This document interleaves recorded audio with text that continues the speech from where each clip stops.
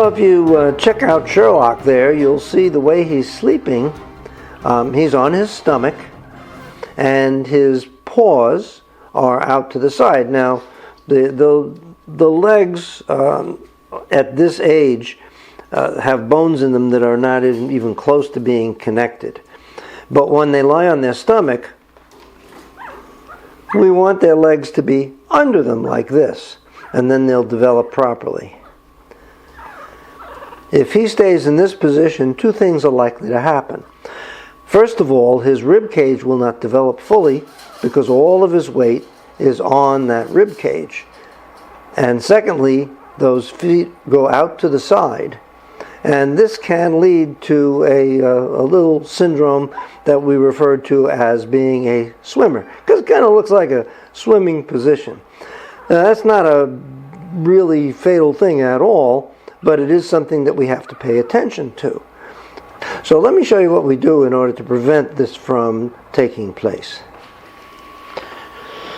So you can see how he splays those front legs out to the side instead of keeping them under him the way Watson does. So we have this little thing, I refer to it as a body sock. That's because it really is an old sock. And we cut off the toe. And I made two preliminary holes here, and those holes are for his front legs. So I'm going to slip this over him, and I'm going to put his front legs through those two holes. The two holes, by the way, are going to be positioned not up here, but facing his belly. Come here, little buddy. Alrighty, we're going to go through the chute. Alright, so now that I've got his head through, I'm going to pull this down. I'm going to insert his legs through those holes. Now I know somebody is going to look at this and say, oh my God, how can you be so cruel to this little puppy? It would be much more cruel to just ignore the possibility of the swimmer's condition and allow him to grow that way. It would, well, really. I don't know who that was, but first of all, he would have an underdeveloped rib cage, which would not allow proper, I guess that's Apple who wants to take part in this.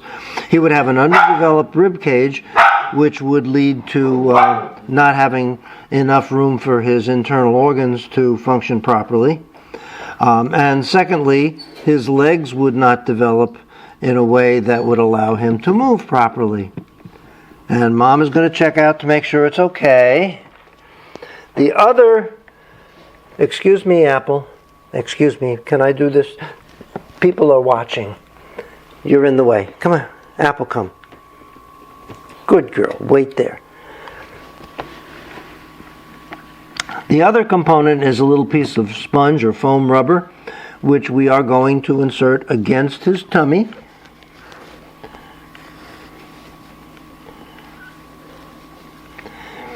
And if I were going to use this body sock for more than a short period of time, I would cut additional holes for his rear legs, but I'm only using this temporarily.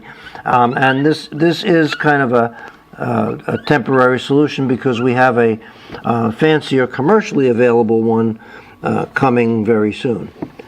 So what this does, if Apple would get out of the way and let me show, Apple, please.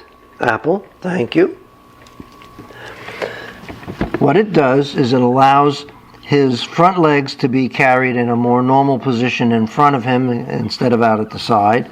But more important, the foam rubber prevents him from lying on his stomach. Let's try that again because Apple got in the way. Apple, I know it's your little boy.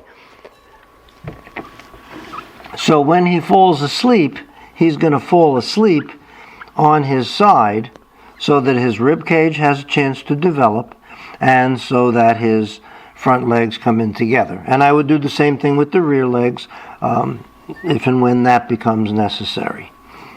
But you can see he's resting right now, and he's resting more in the position that we want. And this doesn't stay on very long. We don't want to restrict him at all. And I think Watson's very upset for his brother. So we will be monitoring Sherlock's progress. I'll keep you informed on that. You can see how he develops. And I will also be feeding Watson from his brand new baby bottle that he seems to enjoy very much. Meanwhile, stay well.